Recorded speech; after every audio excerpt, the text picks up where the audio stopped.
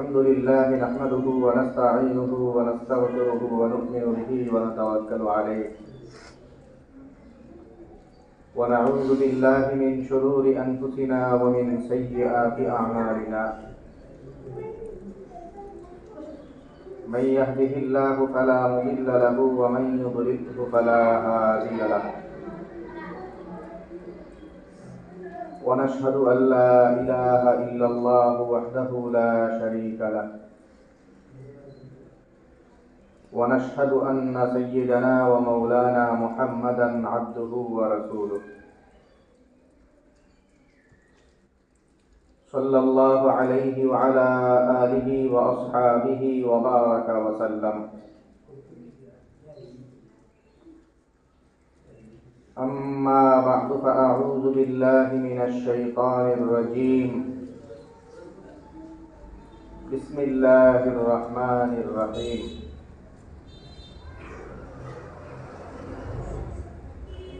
إن عدة الشهور عند الله 12 شهرا في كتاب الله يوم خلق السماوات والأرض منها 4 حرم ذلك الدين القيم فلا تظلموا فيهن أنفسكم وقاتلوا المشركين كافة كما يقاتلونكم كافة وقال رسول الله صلى الله عليه وسلم 3 متواليات ذو القعدة وذو الحجة والمحرم وشهر رجب الذي بين جمادى وشعبان.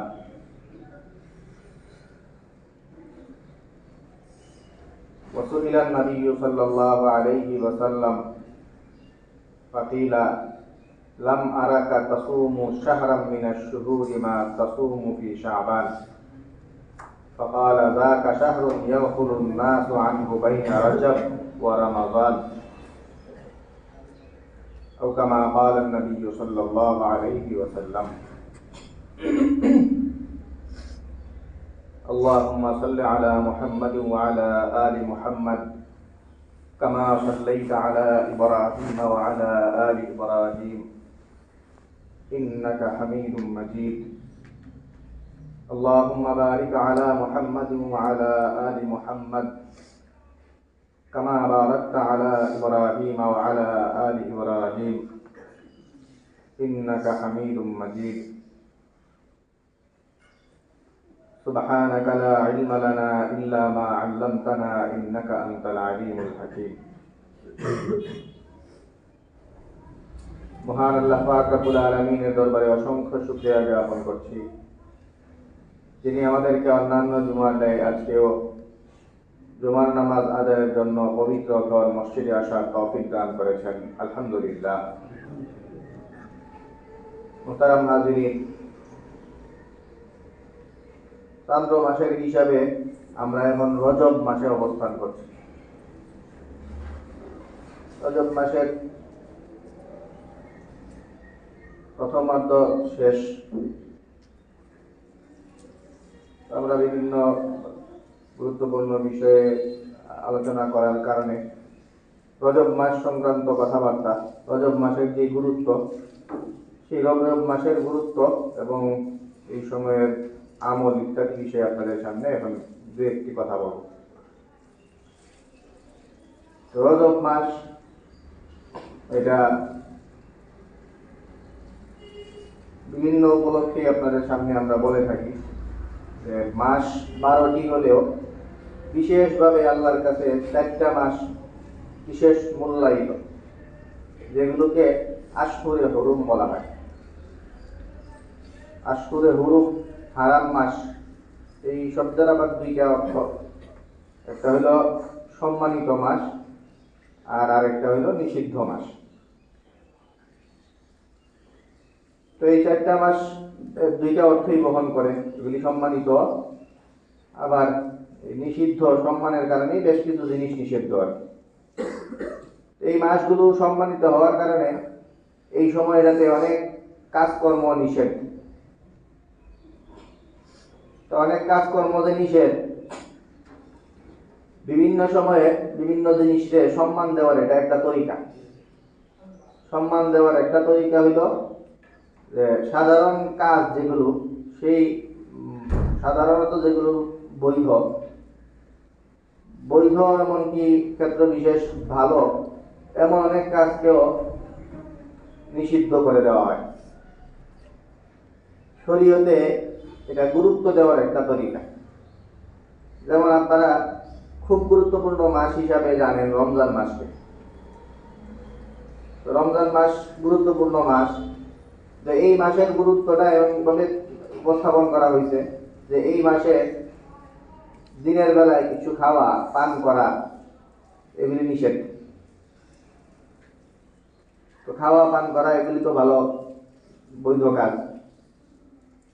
ওরকম বৈধ কাজ ভালো কাজ ওরকম কাজকেও নিষেধ করে দেওয়া হয় শরীয়তে। এটা একটা কোনো কিছুকে সম্মানিত করার এটা একটা পদ্ধতি। চারটা মাস আল্লাহর কাছে সম্মানিত। এই চারটা মাসকে আল্লাহ তাআলা সম্মান দেওয়ার আরেকটা পদ্ধতি এরকম অবলম্বন করছেন যে এই চারটা মাসগুলোতে আল্লাহ তাআলা খুব গুরুত্বপূর্ণ একটা ইবাদত এবং ক্ষেত্র বিশেষ সবচেয়ে গুরুত্বপূর্ণ ইবাদত হিসেবে বিভিন্ন হাদিসে যেটার কথা বর্ণিত আছে, জিহাদ করা। এই কাফেরদের সাথে শত্রুদের সাথে জিহাদে লিপ্ত হওয়া, এই জিহাদ করার যে আমলটা, এই আমলটা এই 4 মাসে করা নিষিদ্ধ। তো 4 মাসের বর্ণনা তো কোরআনে কারিমে 4টি মাস এইভাবেই বলা। হাদিসের মধ্যে নবী সাল্লাল্লাহু আলাইহি ওয়াসাল্লাম নাম ধরেই উল্লেখ করেন যে সালাতুল মুতাওয়ালিয়াতুন, টানা 3টা মাস, যুলকাদ, যুলহজ আর হইল মুহররম, এই 3 মাস টানা। আর আরেকটা হইল রজব মাস, জুমাদা আর শাবানের মাঝখানে যে মাসটা, রজব ও মুযার আল্লাযী বাইনা জুমাদা ওয়া শাবান।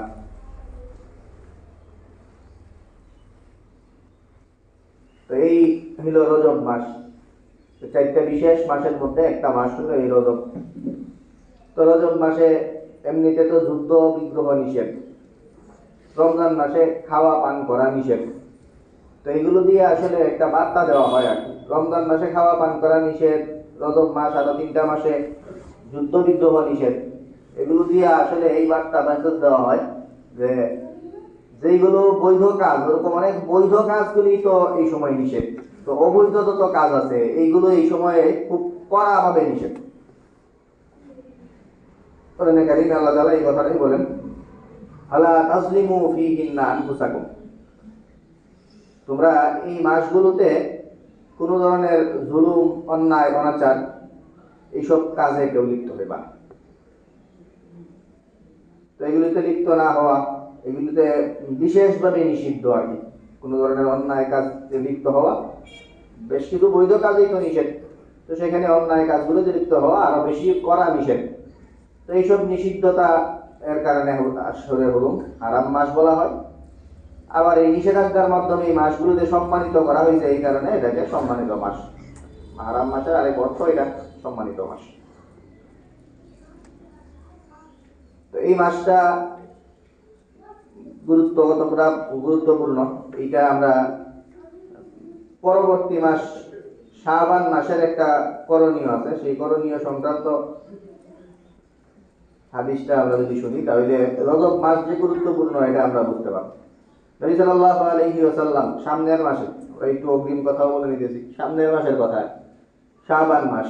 শাবান মাসের কি করণীয়? এর মধ্যে শাবান মাসের একটা করণীয় হইল শুরুর দিকে বেশি বেশি রোজা রাখা। শেষের দিকে উম্মতের জন্য রোজা রাখার না রাখার কথা বিভিন্ন হাদিসে আসছে। নবী সাল্লাল্লাহু আলাইহি ওয়াসাল্লাম রাখতেন সারা মাসে। তো পরের মাসে বেশি বেশি রোজা রাখা এটা একটা গুরুত্বপূর্ণ করে দিলেন। তো নবী সাল্লাল্লাহু আলাইহি ওয়াসাল্লাম এটা করতেন, যে দাসে রোজা রাখতেন শাবান মাসে। তো শাবান মাসে এত বেশি রোজা রাখতেন যে অন্য কোনো মাসে এত রোজা রাখতে দেখা যেত না নবী সাল্লাল্লাহু আলাইহি ওয়াসাল্লামকে। তো নবী সাল্লাল্লাহু আলাইহি ওয়াসাল্লামকে জিজ্ঞেস করা হয়েছিল, উসামা রাদিয়াল্লাহু তাআলা আনহু উনি জিজ্ঞেস করছিলেন, তালাম আরাকা তাসুমু শাহরাম মিনাশ শুহুরি মা তাসুমু ফি শাবান, তো এটার কারণ কি, যে আপনি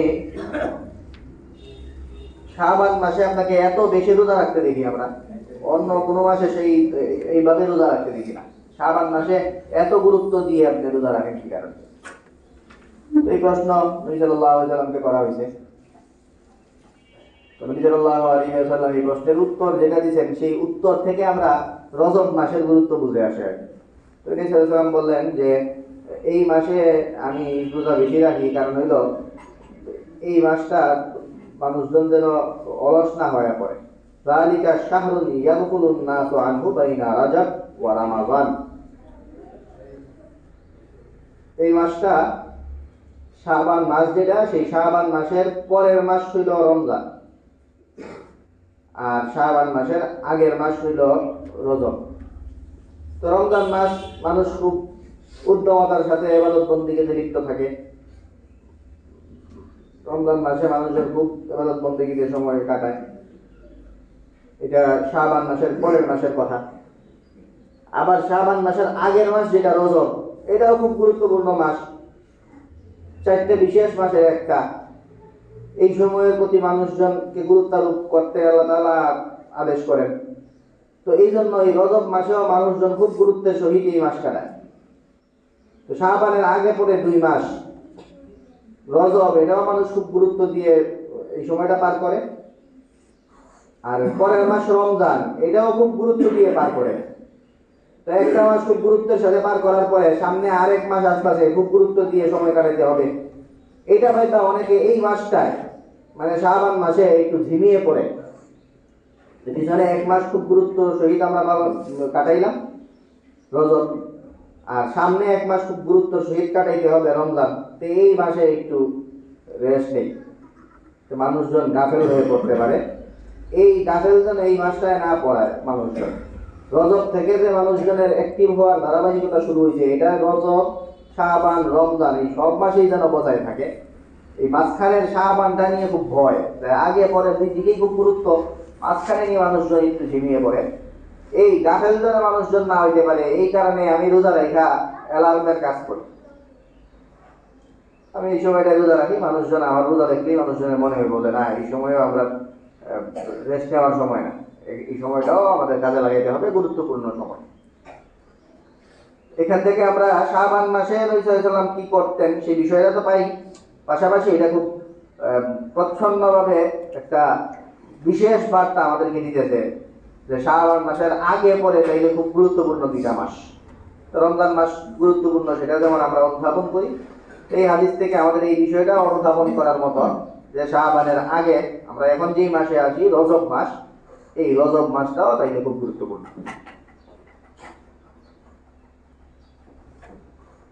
তো রজব মাসের গুরুত্বের ব্যাপারে আপনাদের আরেকটা হাদিস বলি। নবী সাল্লাল্লাহু আলাইহি ওয়াসাল্লাম বলেন, লা ফারা ওয়ালা আতিরাতা। ফারা এক জিনিস, আর আতিরা, এই 2টা জিনিসের ব্যাপারে নবী সাল্লাল্লাহু আলাইহি ওয়াসাল্লাম হুকুম বর্ণনা করতেছেন। ফারাউনের অর্থ হইল প্রথম বাচ্চা, জন্তু জানোয়ার পশু এগুলি যখন প্রথম বাচ্চা হইতো, জাহিলি যুগে এদের নিয়ম ছিল যে এই প্রথম বাচ্চা যেটা, এইটারে মানুষজন এই যেই ধরনের উপকার মানুষ জন্তু জানোয়ার দিয়ে নেয় আর কি, এই জবাই যদি করে তাইলে গোশত খায়, নাইলে দুধ দিলে দুধ খায়, আরো যা যা যেই ধরনের উপকার জন্তু জানোয়ার থেকে নেওয়া যায়, ওই ধরনের কোনো উপকার মানুষজন প্রথম বাচ্চাটার থেকে নিত না। এটা দুধ দিলে এটা মানুষজন কোথাও দিয়ে দিত অন্যদেরকে, নিজে ব্যবহার করতো না। জবাই করলে ওইটার গোশত মালিক খাইতো না। তো এই কাজটা করে এরা মনে করতো, এরা বলতো যে প্রথম যখন যেই বাচ্চাটা দেয় এই বাচ্চাটা তাদের দেবতার নামে। এই জাহিলি যুগে এই একটা রেওয়াজ ছিল। পরবর্তী বাচ্চাগুলো ওগুলো এরা ব্যবহার করতো, কিন্তু প্রথমটা এরা ব্যবহার করতো না, ওইটা এরা ওয়াকফ করে দিত, এটা দেবতার নাম। তো এইটাকে নিষেধ করা হয়েছে। নবী সাল্লাল্লাহু আলাইহি ওয়াসাল্লাম বলেন যে ওরকম কিছু না, সব বাচ্চাকেই ব্যবহার করা যাবে, সব বাচ্চা সেই সবগুলি ব্যবহার করতে পারবে, এগুলি গোশত খেতে পারবে, দুধ দহন করতে পারবে, খেতে পারবে, সবই করতে পারবে। এই হলো লা ফারা। মুসলমানদেরকে বলছেন যে তোমরা এই জাহিলিদের দ্বারা প্ররোচিত হয়ে আবার তোমরাও এই ধরনের করে বসো। এই হইল প্রথম অংশ। দ্বিতীয় অংশ বলা হইতেছে বলা আকিরাতা। আকিরা যেটা, সেটার ব্যাপারে বলছেন। তো আকিরার ব্যাপারটা হইল, আকিরা একটা কোরবানি যেটা রজব মাসে করা হতো। বিভিন্ন ইবাদতের একাধিক সময়ে প্রচলিত ছিল। যেমন আপনারা জানেন, রোজা রাখার জন্য রমজান মাস ছাড়াও মুহররম মাসও ছিল। মুহররম মাসের আশুরার ওই সময় রোজা রাখা, রমজানের রোজা রাখা আবশ্যক হওয়ার আগে আশুরার রোজা রাখা ওইটা তখন খরচ ছিল। তো রমজানের রোজা যখন আসছে তখন আশুরার রোজার ব্যাপারে বলা হয়েছে যে এখন আর আশুরার রোজা জরুরি না। তো ভাষাটা এরকম যে এখন আর আশুরার রোজা জরুরি না, ভাষাটা এরকম হইলেও মুহররম মাসের গুরুত্ব কিন্তু রয়ে গেছে, আশুরার রোজার গুরুত্ব রয়ে গেছে। সময়টা, ওই সময়ের এই ইবাদতটা, এটা যে গুরুত্বপূর্ণ, এটা শেষ হয় নাই। ওই রোজা রাখাটা ফরজ, এই ফরজ বিধানটা শুধু গেছে, সুন্নত মুস্তাহাব এই বিধানগুলি ঠিকই রয়েছে।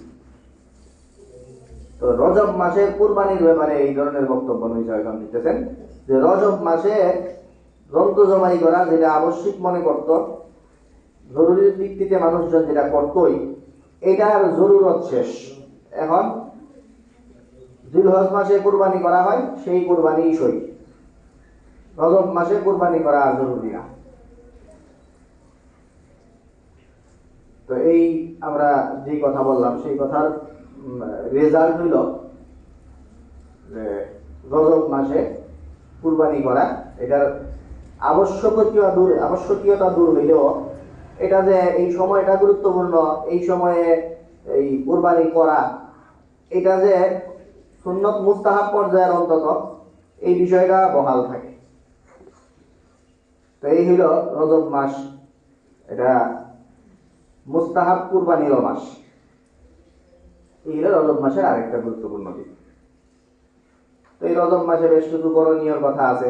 এর মধ্যে তো কোরআনে কারিমে আল্লাহ তাআলা বলছেন যে সবাই সতর্ক থাকা, যেন কোনো ধরনের জুলুম, অন্যায়, অনাচার এগুলো থেকে লিপ্ত না হয়। ফালা তাজলিমু ফীহিন্না আনফুসাকুম, এই হলো একটা। এরপরে এই রজব মাসে রোজা রাখা। নবী সাল্লাল্লাহু আলাইহি ওয়াসাল্লামকে সাহাবায়ে কেরাম, এক সাহাবী এসে জিজ্ঞেস করলেন যে হুজুর আমি রোজা কখন রাখবো? রোজা কখন রাখবো বললেন যে রোজা রাখো রমজান মাসে। হুজুর আরো বলেন, আরো রাখতে মন চায়, মুহররমে রাখো। ওইভাবে বলতেছিলেন। তো উনি খালি বলতেছেন যে ইন্নী উযীকু ফাওকা যালিকা, হুজুর আমি এর চেয়ে বেশি রোজা রাখতে পারবো, আমারে আরো বলেন। তো নবী সাল্লাল্লাহু আলাইহি ওয়াসাল্লাম বললেন যে সুম মিনাল হুরুমি ওয়া আফতির।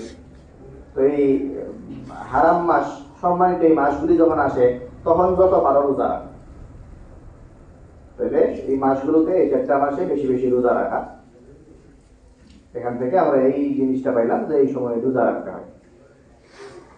তো রোজা রাখা ছাড়া এই সময়ের আরেকটা করণীয় আছে, সেটা হলো নবী সাল্লাল্লাহু আলাইহি ওয়াসাল্লামের আমলের ব্যাপারেও এটা আছে। সেটা হলো এই রজব মাসে উমরা করা।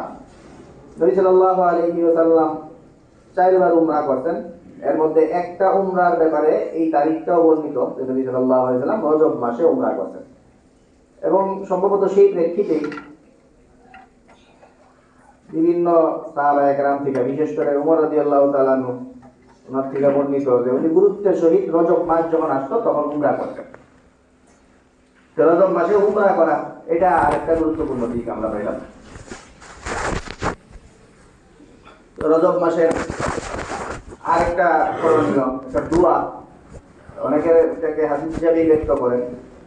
যাক, হাদিস হিসাবে না হইলেও অন্তত এই কথাবার্তাগুলি সুন্দর, দোয়াটা ভালো, সেই দোয়াটা করা যায়।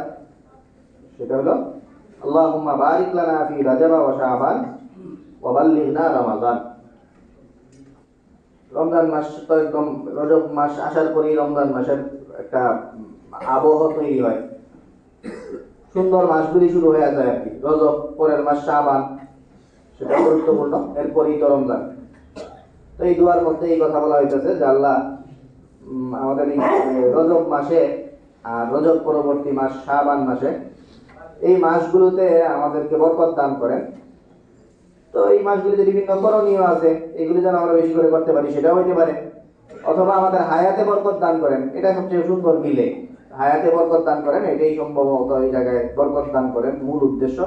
কারণ পরক্ষণেই বলা হইতেছে ওয়াবাল্লিগনা রমাদান, আমাদেরকে এই সময়টায় বরকত দান করেন। আর এই রমজানের আবহাওয়া যেহেতু আমাদের গায়ে লাগাই দিয়েছেন, তাহলে আর কয়েকদিন আমাদের হায়াত দিয়া রমজান পর্যন্ত আমরা নিয়ে যান।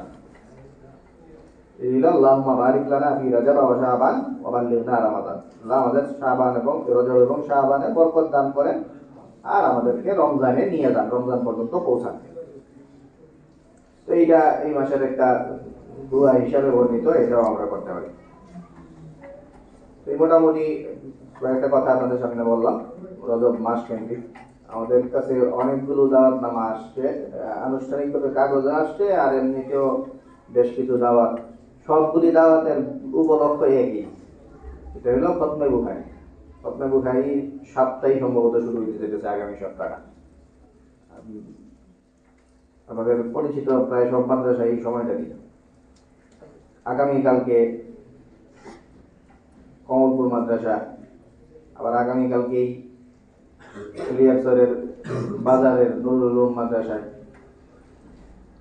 পরের দিন 2 দিন পরে সোমবারে আমাদের পরিচিত হালিমা সাদিয়া মহিলা মাদ্রাসা, এবং বুধবারে 22 তারিখ আমাদের বেদিয়ার গান্ধী মাদ্রাসা। এই মোটামুটি পরিচিত মাদ্রাসাগুলি সব এই সপ্তাহতেই শুরু হইতে যাচ্ছে খতমে বুখারী। এগুলোর দাওয়াত আপনাদের কাছে আসছে, যারা সুযোগ হয় এগুলোতে যাইবেন। খতমে বুখারী বিষয়ে বেশ কিছু কথাবার্তা, এই বুখারী শরীফের খতম হয়, এরপরে দোয়া করলে কবুল হয়। তো এটা তো হাদিস থেকে খুঁজে পাইবেন না, বুখারীর কথা হাদিসে কই পাইবেন, বুখারী তো রচিত হয়েছে আরো পরে। তো এই হিসাবে এগুলিতে হাদিস খুঁজে লাভ নেই। এগুলির মানুষজন ওলামায়ে কেরাম এই বক্তব্যগুলি দেন, শ্রদ্ধেয় বক্তব্য, এগুলি মানতে হয়। এবং এগুলির এই কথাগুলো যে বাস্তব সেটার বহু নজির পাওয়া যায়। তাছাড়া অন্তত এইটুকু তো নিশ্চিত, হাদিস পাঠ করা হয়। শুধু এই খতমকে আলাদা কোনো মূল্যায়ন নাও যদি করেন, হাদিস পাঠ একটা গুরুত্বপূর্ণ ইবাদত, এই ইবাদতটা গিয়ে শরীক হইলেন। সেটাও যদি কারো মনোমত না হয়, অন্তত যিনি কথাবার্তা হয় সেখানে তো গিয়ে শরীক হইলেন। বহু বিবেচনায় এই অনুষ্ঠানগুলো ফজিলতপূর্ণ ইবাদতের একটা উপলক্ষ, সেগুলোতে আপনারা শরীক হইবেন। আশপাশে বেশ কিছু আরেকটা দাওয়াতনামা আছে, এটা মনে হয় শুধু ওয়াজ মাহফিল। হ্যাঁ, নূরে মদিনা তাহফিজুল কোরআন মাদ্রাসা বইল তাদের ছাত্রদের পাগড়ি প্রদান উপলক্ষে, এটা আগামীকাল মাহফিল বাদাসর ইসলাম চন্দ্রীমের মধ্যপাড়া হাসপাতাল রোড, হাজি মলাই মিয়ার বাড়ি, ভৈরব কিশোরগঞ্জ। একটা অন্যরকম একটা দাওয়াতও আছে। আর খতমে বুখারীর তো বেশ কিছু দাওয়াত জমা হইতো, এগুলোতে আপনারা দিনী মাহফিলগুলো যারা যাদের সুযোগ হয় এই সময়গুলোতে আপনারা অংশগ্রহণ করার চেষ্টা করবেন। আল্লাহ পাক রব্বুল আলামিন আমাদের সবাইকে এই কথাগুলোর উপর আমল করার তৌফিক দান করেন। সামনে অনেকগুলি জায়গা ফাঁকা, একদম প্রথম কাতার থেকে নিচের কাতারেই জায়গা ফাঁকা, আপনারা জায়গাগুলি পূরণ করেন, তারপরে ধন্যবাদ।